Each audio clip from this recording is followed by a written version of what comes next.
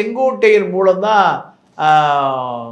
கட்சிக்கு அறிமுகமாகிறார். கட்சிக்கு அறிமுகமாகி நீங்கள் 87ல் எம்ஜிஆர் மறைவு, ஜெயலலிதாவுடைய அரசியல் ஜானகி அரசியலாக மாறுது. அப்படி மாறுகிற பொழுது இவர் ஜெயலலிதா அணியில் எம்எல்ஏ 89ல் இவர் எம்எல்ஏ ஆகிறார். ஓகே, அப்போ ஜெயலலிதாவுக்கு அனைத்துமாக இருந்தவர் செங்கோட்டையன்.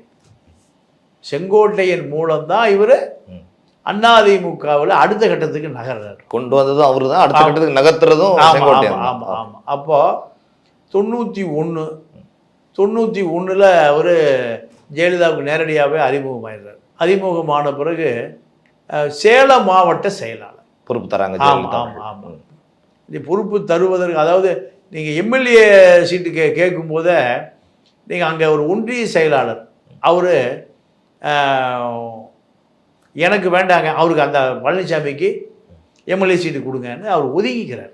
ஓகே, அந்த நன்றி விசுவாசம் இன்றைக்கி அவருக்கு அப்படி தனக்காக வழிவிட்டு எம்எல்ஏ ஆகி மந்திரியாகி முதலமைச்சர் ஆவதற்கு அதுதான் அடித்தளம்.